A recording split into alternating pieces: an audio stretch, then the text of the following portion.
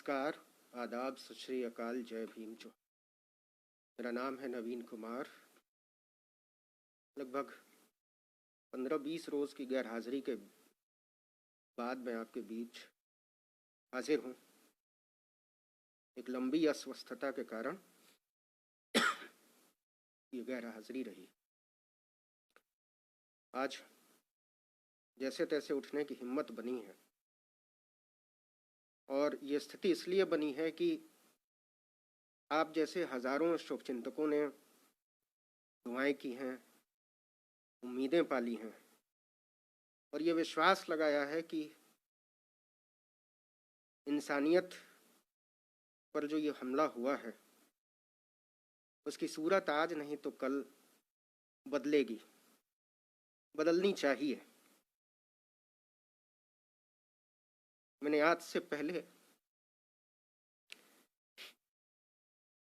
इस देश को इस तरीके से लाशों के ढेर में बदलते नहीं देखा। हम इतने असहाय कभी नहीं थे। एक देश के तौर पर, इंसान के तौर पर, डेमोक्रेसी के तौर पर हम पूरी तरीके से निकम्मे, भ्रष्ट और बर्बर साबित हो चुके। हम में से हर एक आदमी अपनी नजरों में गिरा हुआ है। हम सब किसी अदृश्य शक्ति की मदद के उम्मीद में हैं। ऐसा लगता है जैसे यहाँ कोई सरकार नहीं है, यहाँ कोई प्रधानमंत्री नहीं है, यहाँ कोई व्यवस्था नहीं है, यहाँ कोई अफसरशाही नहीं है, और सबको अपने अपने हाल पर छोड़ दिया गया है। मैंने इससे पहले पिछले 40-45 साल में डॉक्टरों को बिलख बिलख कर रोते हुए नहीं देखा है। आप किसी भी डॉक्टर से बात कीजिए, वो कहते हैं हमको मेडिकल प्रोफेशन से चिढ़ हो गई है। हम इस दिन के लिए तो इस पेशे में नहीं आए थे। ऑक्सीजन के बिना अपने पेशेंट को तड़प तड़प कर मरना डॉक्टरों की नींद उड़ा दे रहा है। और आप यकीन मानिए, मुझे ऐसा लगता है कि आज से साल भर बाद हमारे डॉक्टर बहुत सारी मानसिक बीमारियों से लड़ रहे होंगे। जो मौतें वो देख रहे हैं और जितने असहाय वो महसूस कर रहे हैं, इसके बाद जिस ट्रॉमा में वो जाएंगे उसका अंदाजा हमको और आपको नहीं है। इस देश को नर्क बना दिया गया है, इस देश को दोजख बना दिया गया है, और हम सबको इतना बेचारा बनाकर छोड़ दिया गया है जैसे हमारी कोई अहमियत नहीं। खैर, वो वक्त शायद गुजर जाएगा, और जब ये गुजरा हुआ वक्त हमारे सामने आएगा तो मुझे नहीं मालूम मैं रहूंगा नहीं रहूंगा, मुझे नहीं मालूम डॉक्टर मनीष रहेंगे नहीं रहेंगे, डॉक्टर सोनू रहेंगे नहीं रहेंगे, लेकिन जो लोग भी रहेंगे वो सोचेंगे कि इस दुनिया को और बेहतर होना चाहिए। वो सोचेंगे कि हमको हमारी आने वाली नस्लों के लिए मंदिर और मस्जिद के झगड़ों से ऊपर उठना चाहिए। वो सोचेंगे और सोचना चाहिए कि इस देश को मंदिरों, मजारों, मीनारों की जरूरत नहीं है। हमको सोचना चाहिए इस देश को अच्छे अस्पतालों की जरूरत है, इस देश को अच्छे स्कूलों की जरूरत है, इस देश को अच्छे मेडिकल कॉलेजेस की जरूरत है, अच्छे डॉक्टर, पैरामेडिक स्टाफ की जरूरत है, दवाइयों की जरूरत है, बिस्तरों और वेंटिलेटर की जरूरत है। ऐसा क्यों नहीं हो सकता कि इस देश के हर मंदिर की दौलत को अस्पतालों के हवाले कर दिया जाए? ऐसा क्यों नहीं हो सकता कि इस देश की हर मस्जिद को अस्पताल में तब्दील कर दिया जाए? ऐसा क्यों नहीं हो सकता कि इस देश में कोई मंदिर तब तक नहीं उठेगा जब तक कि उसके साथ 100 बिस्तर का अस्पताल नहीं बनाया जाएगा, उसके साथ कोई स्कूल अटैच नहीं होगा? हमको सोचना पड़ेगा। खैर, हम बात करेंगे, और हमारे साथ दो बड़े प्यारे मेहमान हैं जिन्होंने मुझे जिंदा बचाया है। डॉक्टर मनीष फियामा के प्रेसिडेंट हैं, federation of Indian medical association, और डॉक्टर सोनू, आप आर्टिकल 19 पर इन्हें अक्सर देखा करते हैं। लेडी हार्डिंग अस्पताल में डॉक्टर हैं और दोनों ही बहुत जुझारू हैं, जन पक्षधर डॉक्टर। किसानों के बीच, नौजवानों के बीच, बेरोजगारों के लिए, मेडिकल फ्रेटर्निटी के साथियों के लिए बहुत जोखिम के साथ आवाजें उठाते रहे। हम बात करेंगे अलग अलग मुद्दों पर, फिर आप सवाल पूछेंगे, हम कोशिश करेंगे कि आपके भी सवाल लिए जाएं। डॉक्टर मनीष, आपका आर्टिकल 19 पर बहुत स्वागत है। सबसे पहले तो ये बताइए, जो बड़ा बेसिक सवाल है, हम कहाँ फेल हो गए? थैंक यू नवीन सर, मुझे आर्टिकल 19 में बुलाने के लिए।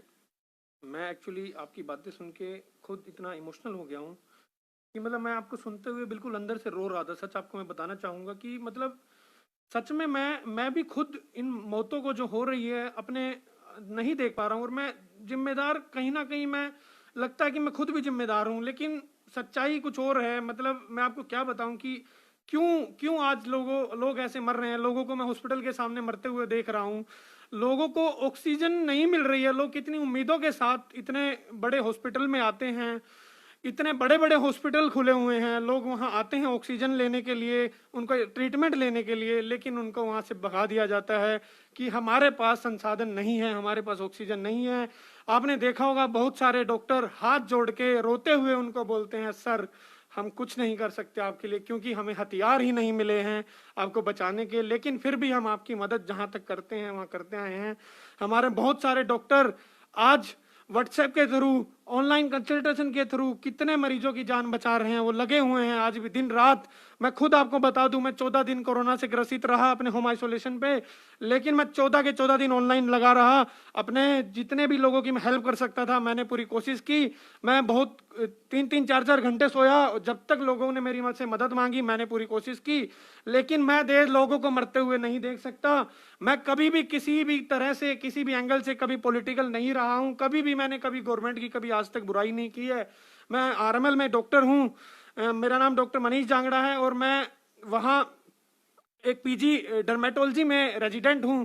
लेकिन मैं आपको बताना चाहूंगा कि मैं कब टूटा, कब मैं सिस्टम से सामने हार मान गया, क्योंकि मुझे खुद 12 तारीख को कोरोना हुआ था। मैं जब मैं सोचा कि मैं होम आइसोलेशन पे रह लूंगा, तो मुझे लगा कि मेरी जगह ये बेड अगर किसी जरूरतमंद को मिलेगा तो एक जान बचाई जा सकती है, तो मैं अपने घर पे रहा। लेकिन 4 से 5 दिन बाद मेरी कंडीशन इतनी खराब हो गई, इतनी खराब हो गई कि मैं बताऊं, मुझे एडमिशन की बहुत जरूरत पड़ी। मेरा दोस्त डॉक्टर अरुण गर्ग मुझे बाइक से बैठा के वहां लेके गया। मैं आपको बता देना चाहता हूं कि मैं ट्रोमा सेंटर के सामने कम से कम 40 मिनट रोड पे बैठा रहा, मुझे वहां पे ऑक्सीजन नहीं मिली। वहाँ इतनी मेरी आरडीए ने काफ़ी रिक्वेस्ट की, मेरे दोस्तों ने रिक्वेस्ट की, डॉक्टर अजय ने, डॉक्टर अतुल वहाँ पे आए, डॉक्टर फुरकान वहाँ पे आए, सबने मेरी मदद की, अपने एडमिनिस्ट्रेशन ने गुहार लगाई, तब जाके मुझे ऑक्सीजन मिली। और एक बेड पे 2 पेशेंट लेटे हुए थे, मैं उस बेड पे लेटा था। हालांकि मुझे इस बात का दुख नहीं है, बट मैं ये देख के दुख हो रहा था कि वहाँ पे हम कितने लाचार हो गए हैं, संसाधनों की कमी है। मैं ये आरएमएल हॉस्पिटल को दोष नहीं देना चाहता, मैं आपको बस इतना बताना चाहता हूँ कि वहां पे बेड थे ही नहीं। सच्चाई तो ये है, डॉक्टर भी क्या करें। उसके बाद फिर मुझे किसी वार्ड में शिफ्ट करने की बात चली। कम से कम 3 घंटों की जद्दोजहद के बाद, वहां की मेरी रेजिडेंट डॉक्टर एसोसिएशन की मेहनत के बाद, रिक्वेस्ट कर करके, मैं भी खुद आरडीए में मीडिया स्पोक्सपर्सन हूँ राम मनोहर लोहिया की, इतनी सब होने के बाद भी, और मैं federation of all India medical association का फाउंडर भी हूँ, इतनी सब वो होने के बाद भी मुझे बेड 3 से 4 घंटे बाद मिला। मैं ये नहीं कहना चाहता, मुझे बहुत ही क्रिटिकल कंडीशन थी, मुझे बेड बहुत जरूरी था, बट मैं ये कहना चाहता हूं कि कल को अगर मेरी उस दिन सिचुएशन क्रिटिकल होती, मेरा SpO2 अगर 80 से कम होता, तो मेरी मौत का जिम्मेदार कौन होता? आप मुझे बस इसका जवाब दीजिए। मैं आज बिल्कुल खुले दिल से कहना चाहता हूं, बिल्कुल गवर्नमेंट फेल हो गई है। मैं बस इतना जरूर बोलूंगा, मैं किसी पार्टी का ना सपोर्ट कर रहा हूं ना किसी अगेंस्ट बोल रहा हूं। सारे नेता बिल्कुल एक जैसे हैं, सारी पार्टियां एक जैसी है। किसी पार्टी ने देश के लिए हेल्थ सिस्टम पे किसी पे कोई ध्यान नहीं दिया। मैं आपको बता दूं, जीडीपी कितनी थी? जीडीपी 1.2% के अराउंड थी। ये मैं पिछली सरकार में भी ऐसा था, और जो अब सरकार चल रही है उसमें भी ऐसा था। किसी सरकार ने हॉस्पिटल सेक्टर पे, हेल्थ इंफ्रास्ट्रक्चर पे कुछ नहीं किया, सिर्फ मंदिर मस्जिद बनाने पे जोर दिया है, धर्म की लड़ाई में लोगों को बांटा है, कास्टिज्म बेस्ड पॉलिटिक्स की है, और आज इसका नतीजा हमारी पूरी पब्लिक झेल रही है। और मुझको देखते हुए, मरते हुए देख के मेरी आंखों से डेली रात में जब मैं बैठता हूं, मैं सोचता हूं तो आंसू आ जाते हैं। मेरे इतने डॉक्टर भाई मुझे कॉल करते हैं, वो रोते हैं। मैं कल का वाक्य आपके साथ शेयर करना चाहूंगा। मेरे एक डॉक्टर दोस्त ने मुझे कॉल किया, वो काफी दिनों से इस समस्या से जूझ रहा था। उसने बोला कि आज मैं अपने आप को रोक नहीं पा रहा। डॉक्टर मनीष, मैं आपको ये बताना चाहता हूं कि हमारे आईसीयू में एक सिस्टर जो 12 साल से वहां काम कर रही थी, उसके पति को बहुत ही सीरियस कोविड था, और उसके बाद उसने इतने हाथ पैर जोड़े वहां के एडमिनिस्ट्रेशन से, वो रोती रह गई, वो बेचारी रोती रह गई। उसके पति को बेड नहीं मिला और उसका पति इस दुनिया को अलविदा कह गया। उसको देख के मुझे सच में इतना रोना आया कि मैं बहुत परेशान हुआ ये सब देख के। सोनू, डॉक्टर सोनू, ये डॉक्टरों की इतनी बुरी हालत है, आम आदमी कहाँ जाएगा? जो गरीब है, मिडिल क्लास है, इवन समर्थ है, उसके लिए तो कोई रास्ता ही नहीं है ना। जी बिल्कुल सर, ये परिस्थितियां जो हैं बहुत ही ज़्यादा अनुकूल तो नहीं कह सकता, लेकिन इसे अनुकूल बनाया जा सकता है। हमारे पास तो स्टाफ हैं, ऐसा नहीं है कि नहीं है। हमारे यहाँ 100 डॉक्टर लगभग इन्फेक्टेड हुए हैं पिछले 10 दिनों में, फिर भी अगला डॉक्टर आता है, वो काम करता है। तो स्टाफ की कमी नहीं है, ह्यूमन पावर तो है, लेकिन काम करने के जो सामान होने चाहिए, जो इस सिस्टम की बात कर रहे हैं, वो सिस्टम हमारे पास बिल्कुल भी नहीं है। ऑक्सीजन क्राइसिस है। कोई भी हॉस्पिटल का डॉक्टर आकर के बोले कि मेरे पास 2 दिन की रिजर्व ऑक्सीजन है, तो मैं मान लूँ। अभी भी इस समय इतना बवाल होने के बाद ये सुविधाएं बेसिक नहीं मिल पा रही हैं। बेड यदि कहीं से बढ़ाया जाता तो डॉक्टर तो हम लोग बढ़ा लेंगे, स्टाफ, पैरामेडिकल स्टाफ भी बढ़ा जाएंगे, इवन ट्रेन करके लास्ट ईयर के जो स्टूडेंट है वो भी काम करने के लिए तैयार हैं। तो डॉक्टरों में एक एकजुटता है, वो कुछ करना चाहते हैं, यहाँ पे लोगों को बचाना चाहते हैं। एक सवाल है कि केरल की सरकार ने केवल 54 करोड़ रुपए खर्च करके अपने आप को ऑक्सीजन में आत्मनिर्भर बना लिया। केरल को आज ऑक्सीजन की जरूरत नहीं है। बाकी की राज्य सरकारें क्या कर रही थी, क्यों नहीं किया ऐसा? केंद्र कहती है कि राज्य सरकारों ने नहीं किया, राज्य सरकारें कहती है कि केंद्र सरकार ने मदद नहीं। किसी को लगा नहीं कि हम भी 150-200 करोड़ खर्च करके कोई तैयारी कर सकते हैं? 1.25 साल हुए। देखिए सर, इसमें क्या है, जो ठेका दिया गया था 152 प्लांट का, उसमें एक ही कंपनी के माध्यम से केंद्र सरकार ने स्टेट को दिया कि ये स्टेट बनाए। वो कंपनी भाग गई। हाँ, वो कंपनी जो है कुछ बनाने के बाद कहीं लोगों ने जमीनें दी, क्या किया, उसके बाद वो कंपनी भी अपना फायदा देखती थी। और जब ये टाइम आया, इतना टाइम जैसे धीरे धीरे इन्होंने निकालते रहे, स्टेट भी मना करता रहा कि अभी हमारे पास जमीन नहीं है, कुछ उनकी भी कमियां रही हैं, ऐसा नहीं है। लेकिन वो कंपनी, एक ही कंपनी को देने का क्या मतलब था? 152 प्लांट आसान नहीं होते, ये तमाम लोगों को डिस्ट्रीब्यूट होना चाहिए। लेकिन सरकार भी इसमें गेम करती है कि हमारे आदमी को ही फायदा मिले, और आज भी फायदा देखा जा रहा है, ये उसी पे बात कर रहे हैं। आप कल देखे होंगे कई बार ट्वीट, लोग आज भी सरकार के साथ खड़े हैं, बार बार लिख रहे हैं उसके प्रशंसा में, कोई भी क्वेश्चन पूछने के लिए तैयार नहीं है। और डॉक्टर फ्रेटर्निटी को तो शुरू से नहीं बोलने दिया गया। जब तक डॉक्टर फ्रेटर्निटी इस पर बोलेगी नहीं, इस पर अपनी बात नहीं रखेगी, तब तक कहाँ ये परिस्थितियां होने वाली है। और ऐसा कोई भी नहीं कर सकता कि उन्हें समय नहीं मिला। पूरे 1 साल का समय था, जिसमें कई ऑक्सीजन प्लांट, कई वेंटिलेटर लगाए जा सकते हैं। आप देखेंगे राम मनोहर लोहिया इतना बड़ा हॉस्पिटल है, कितना आईसीयू बेड होगा? आप सोच के देखिए, 14 है केवल। इतने बड़े अस्पताल में 14 आईसीयू बेड हैं, उसमें क्या होगा? ऐसे मेरे यहाँ कितने हैं? सिर्फ 4 कोविड के आईसीयू बेड हैं। अब 4 में क्या होने वाला है? अब यही बेड यदि बढ़ा करके 4 के जगह पे मेरे यहाँ 40 भी किया जाता तो कोई विशेष फर्क नहीं पड़ता। आरएमएल में भी बढ़ाया जा सकता, तमाम डॉक्टर, एम्स में लगभग 20,000 पैरामेडिकल और डॉक्टर मिलाकर, लेकिन आपको 300 या 400 के आसपास आईसीयू बेड नहीं मिलेंगे। फिर ये कैसे मामला सुलझेगा? जब से ये प्रॉब्लम आई, तमाम लोग ये मुद्दे पे बात कर रहे थे, डॉक्टर भी बोल रहे थे हमें वेंटिलेटर की आवश्यकता है, लेकिन उस समय सरकारों ने ध्यान नहीं दिया। हर जगह गेम खेला गया, आराम से बैठे रहे, चुनाव होता, हर काम होते रहे, लेकिन हॉस्पिटल को छोड़ करके ये लोग, बहुत सारे लोग तो ऐसे थे जो मानते ही नहीं थे कोरोना है, लेकिन अब आज उनके घरों में जब डेथ हो रही है, अर्थियां उठ रही, तब उन्हें लग रहा है। आज तो मद्रास हाई कोर्ट ने कह दिया है कि आप पर हत्या का मुकदमा क्यों न चलाएं हम। जी बिल्कुल चलाना चाहिए, हम लोग तो इसके खिलाफ थे। चाहे कोई भी पार्टी है, वो सब यदि चुनाव की मांग करती है इस परिस्थितियों में, तो उसके खिलाफ होना चाहिए। जो चरण बढ़ाए गए, क्यों बढ़ाए गए? एक ही में आप करा लिए होते, जहां हर जगह चुनाव हो रहा था। जब यहाँ प्रचार की इजाजत क्यों दी? जी बिल्कुल सर, मैं इस बात से सहमत हूँ। तो ये जो रैलियां हुई, इसमें गरीब आदमी, हर दूसरा आदमी आज वेस्ट बंगाल का संक्रमित है। आप भी गए थे, आपके भी साथ के लोग, कई लोग इन्फेक्टेड हुए हैं। और ऐसे तमाम लोग हैं जो रैलियों से आ रहे हैं। गरीब आदमी को तो पता ही नहीं चल रहा है कि वो कोरोना पॉजिटिव है। और मैं ऐसे हजारों लोगों को जानता हूँ जो टेस्ट कराने ही नहीं जा रहे हैं। वे केस तो बढ़ेगा, ट्रेसिंग का तो आप छोड़ दीजिए, परिस्थितियां बहुत आगे जा चुकी। ये है कि जो सीरियस डॉक्टर मनीष, अब जो इससे आगे का सवाल है, एक साधारण आदमी इस बीमारी से कैसे लड़े? अगर उसको लगता है कोई सिम्टम उसके भीतर दिखाई देते हैं, तो क्या वो आसानी से शुरुआत करे बिना हार्ट लूज किए हुए, और कैसे वो हिम्मत बनाए रखे, कब वो डॉक्टर के पास जाए, क्या क्या उपाय करे, आसान भाषा में अगर हमारे दर्शकों को बता सकें। अच्छा सवाल है सर आपका काफ़ी। देखिए, मैं सबसे पहले ये बताना चाहूँगा कि कभी भी अगर किसी भी आदमी को कुछ भी ऐसे सिम्टम लग रहा है, आ रहे हैं, तो मैं सबसे पहले उनको एक एडवाइस ये देना चाहूँगा कि सबसे पहले वो जाकर अपना टेस्ट कराएं। वो सबसे ज़्यादा ज़रूरी है। वो टेस्ट तो कोई भी करवा सकता है, उसके लिए कोई इशू नहीं चल रहा है आजकल। उसके बाद टेस्ट करवाने के बाद अगर आपका टेस्ट नेगेटिव आता है तो आप उसके अकॉर्डिंग ट्रीटमेंट लीजिए। जैसे डेंगू है, मलेरिया है, कुछ भी अगर आपको है फीवर, क्योंकि ऐसा नहीं है, डेंगू मलेरिया भी आजकल हो रहा है। सब बीमार, सब बुखार कोरोना नहीं है, ये आपको मानना पड़ेगा। कोरोना, डेंगू और मलेरिया आज भी हो रहे हैं, टाइफाइड आज भी हो रहा है। उसमें भी सांस की दिक्कत होती है? देखिए, उसमें सांस की उतना इशू नहीं होता है। उसमें मलेरिया में जैसे आपको लगता है ठंड ज्यादा लगती है, ठंड ज्यादा इशू रहता है। डेंगू में क्या रखता है, आपको जोड़ों में दर्द बहुत ज्यादा रहता है, आपकी प्लेटलेट्स कम हो जाती है। तो ऐसा नहीं है कि सारे चीजें कोरोना ही है, बट आपको सस्पेक्ट करना पड़ेगा कि ये कोरोना भी हो सकता है। आपको मतलब केयर करनी पड़ेगी, आपको देखना पड़ेगा, आपको अपने आप को आइसोलेट करना पड़ेगा ताकि दूसरे लोगों को वो ना हो।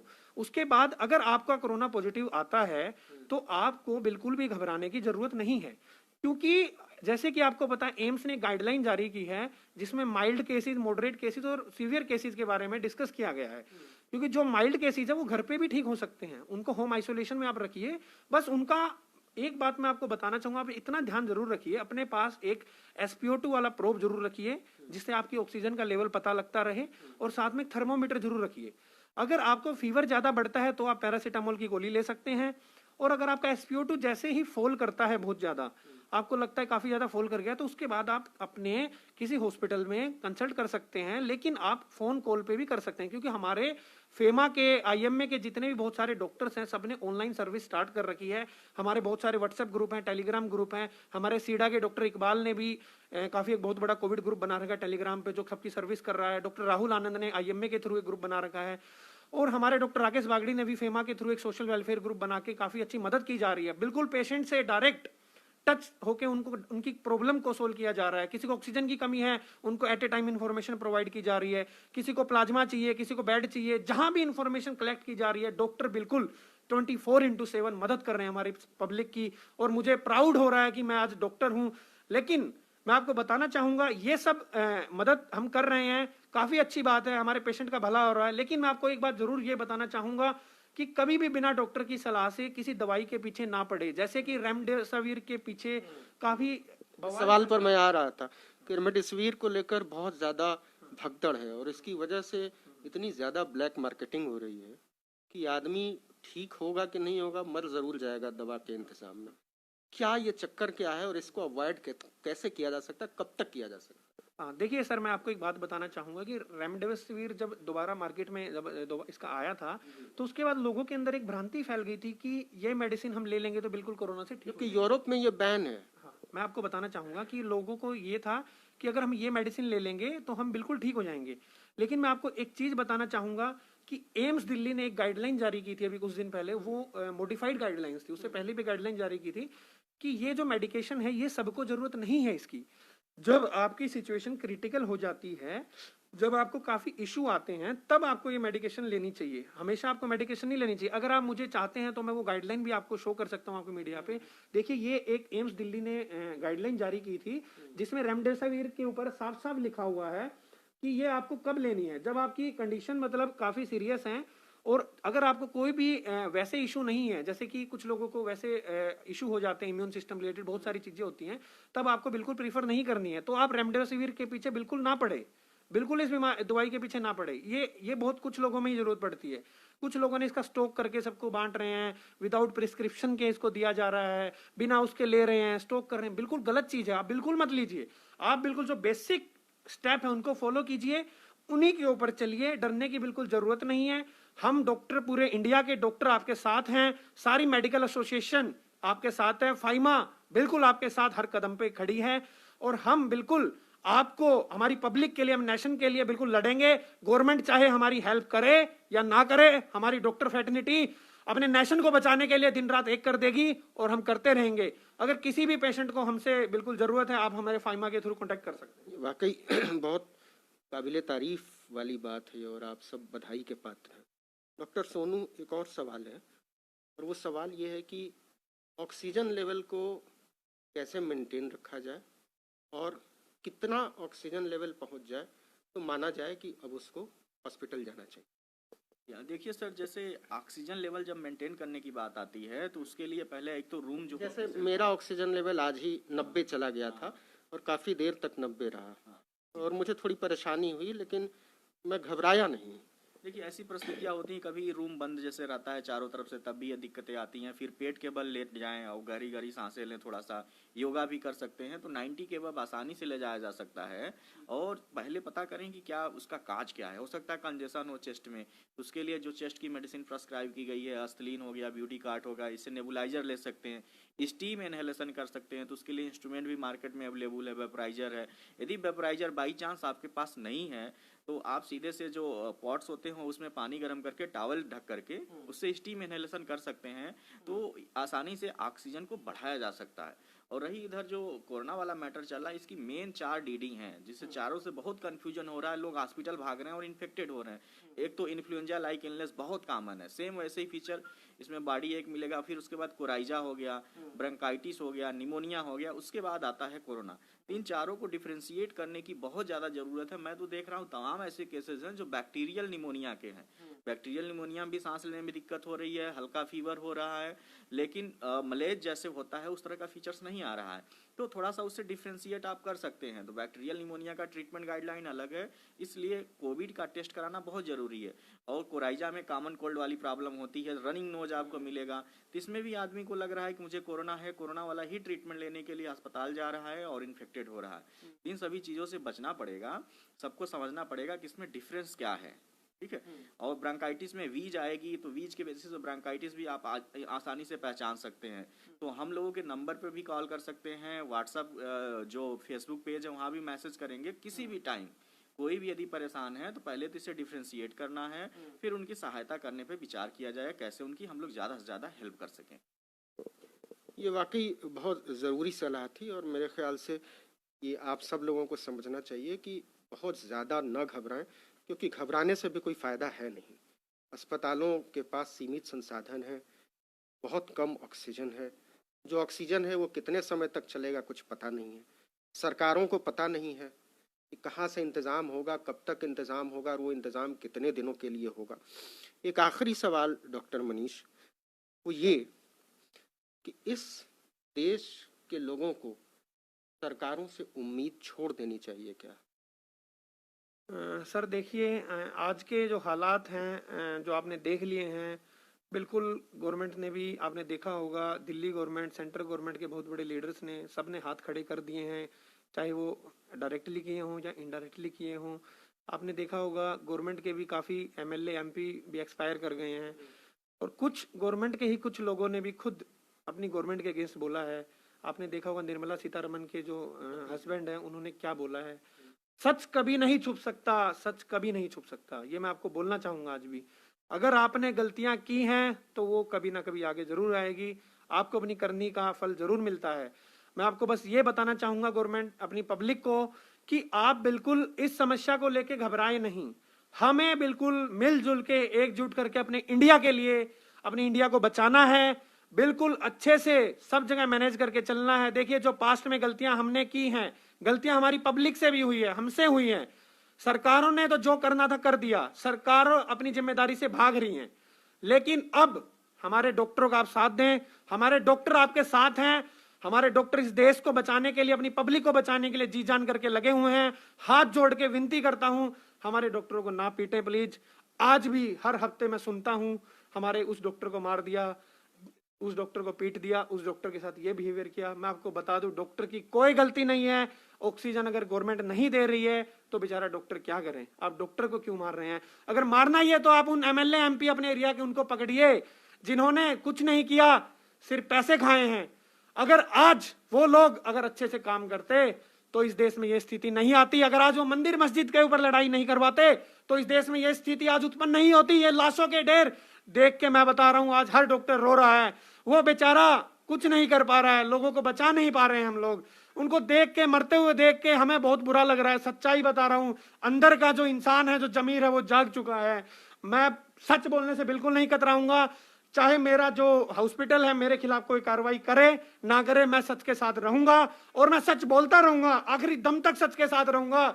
जो सच है वो सच रहेगा, चाहे मेरी जॉब चली जाए, चाहे मेरे खिलाफ कुछ एक्शन हो, लेकिन मैं सच बोलता रहूंगा। लेकिन हमारे सभी डॉक्टर आज पब्लिक को बचाने के लिए दिन रात एक करके लगे हुए हैं। आज आपको सोचना है। बस आपको एक बात ये और बोलना चाहूंगा कि जब ये फेज निकल जाएगा, भूल मत जाना जिन लोगों ने आपकी हेल्प की है। मैं पूछता हूं, कहां गए वो लोग जो क्रिकेटर, जो हीरो, जो एक्टर, जिनको हम अपना आइडियल मानते थे? कहां है वो आज?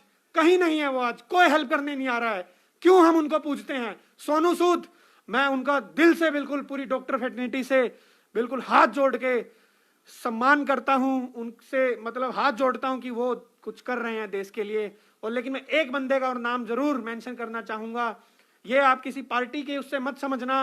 एक श्रीनिवास जी जो इंडियन यूथ कांग्रेस के प्रेसिडेंट हैं, मैं बिल्कुल ट्विटर जब चलाता हूं, उनको देखता हूं मदद करते हुए लोगों की, वो काबिले तारीफ है। ये किसी पार्टी से हटके नहीं है, बिल्कुल वो बंदा बिल्कुल मदद कर रहा है। मैं बता रहा हूं, जब मुझे बेड नहीं मिला था वहां पे भी उनका ट्विटर पे रिप्लाई आया था कि मुझे डॉक्टर मनीष जांगड़ा का नंबर दो, मैं उनकी हेल्प करना चाहता हूं।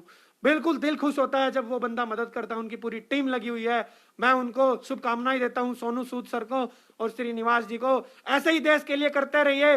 मैं अभी भी हाथ जोड़ के विनती करता हूं हमारे जो आईपीएल खेलते हुए क्रिकेटरों से, कब तक आप ये सब करते रहोगे? देश मर रहा है, देश डूब रहा है, इस देश को आपकी जरूरत है। अमिताभ बच्चन जी, सलमान खान जी, कहां गए आपके वो? आमिर खान जी, कहां गई वो इंटॉलरेंस आपकी? कहां गए वो मुद्दे? जब फार्मर प्रोटेस्ट पे जब शकीरा जी ने किसने ट्वीट किया था, तब तो आप बड़े आगे आ गए थे। आज देश मर रहा है, आप में सच बोलने की हिम्मत क्यों नहीं है? और मैं गोदी मीडिया को भी बोलना चाहूंगा, आज वो सिर्फ सिस्टम का नाम लेके बुराई कर रहे हैं। आप सीधे प्रधानमंत्री का नाम क्यों नहीं लेते? उन्होंने देश के लिए नहीं किया तो नहीं किया। आप सिस्टम को लेकर अभी भी उनको क्यों बचा रहे हैं? सच क्यों नहीं बोल पा रहे हैं आप लोग? क्या जमीर मर गया है आप लोगों का? कब जागेगा? जब आपके घर से कोई लाश उठेगी, कि जनाजा उठेगा, क्या तब जागेगा आपका जमीर? मैं नहीं चाहता कि ऐसा कुछ हो आप लोगों के साथ, बट प्लीज जाग जाइए। देश के लिए हम शहीद होने के लिए तैयार है। मैं doctor Manish Jangra, founder federation of all India medical association, मैं बिल्कुल शपथ लेता हूं कि मैं इसकी लड़ाई में लड़ता रहूंगा, चाहे आखिरी सांस तक लड़ता रहूंगा, चाहे मैं देश के लिए शहीद हो जाऊं। इससे बड़ा प्राउड की बात मेरे लिए कोई नहीं होगी। धन्यवाद।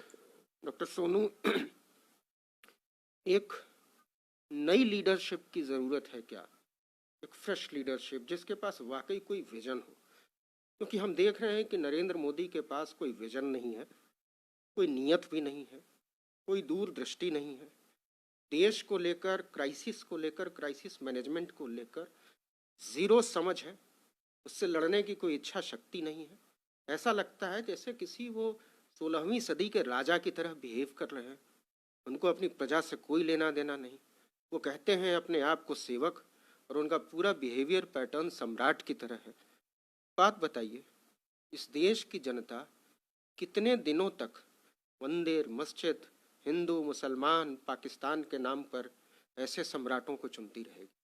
देखिए सर, मैं आपकी बात से सहमत। नई लीडरशिप की ज़रूरत तो है ही इस देश में, साथ साथ बहुत सारी व्यवस्था बदलने की भी ज़रूरत है।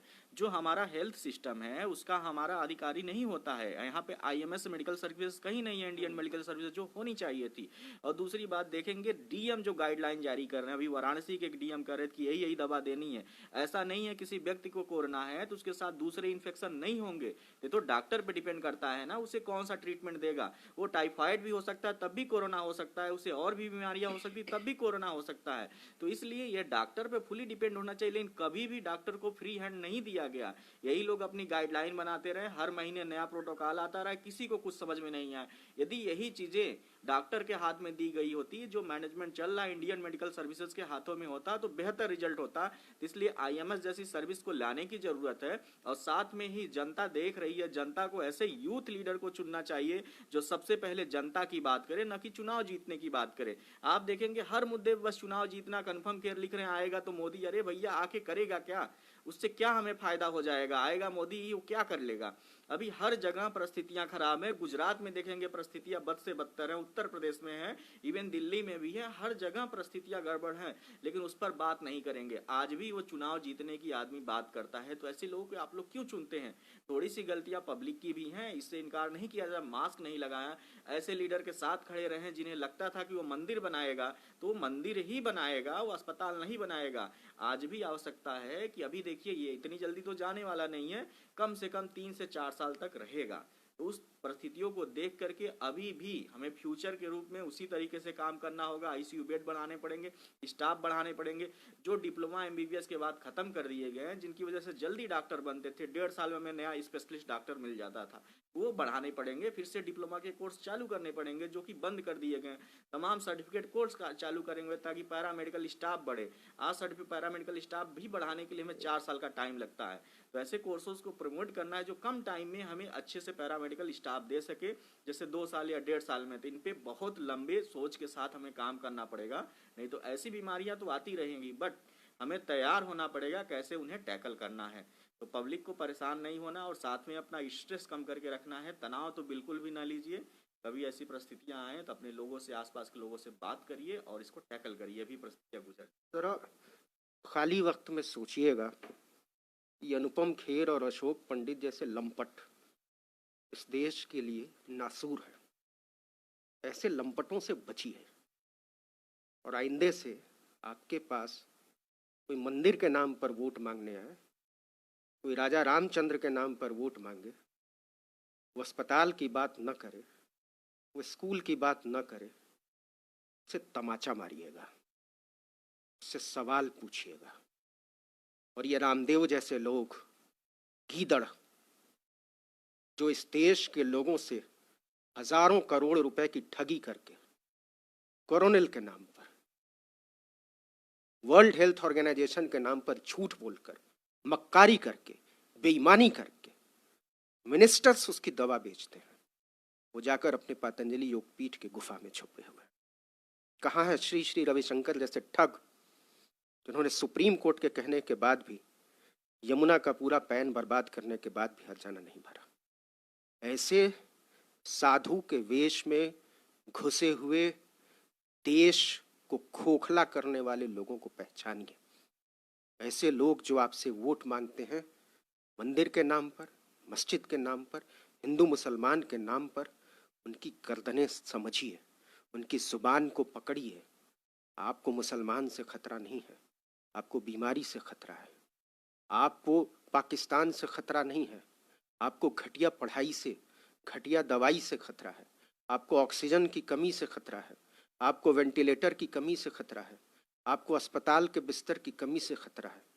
तो अगली बार आपके बीच कोई वोट मांगने आए तो उसकी आंख में आंख डालकर सवाल पूछिएगा और पूछिएगा कि आप इस देश को स्वर्ग बनाने का सपना दिखाकर नरक बना देते हैं और हमको आप कुत्तों से भी बदतर जिंदगी देते हैं।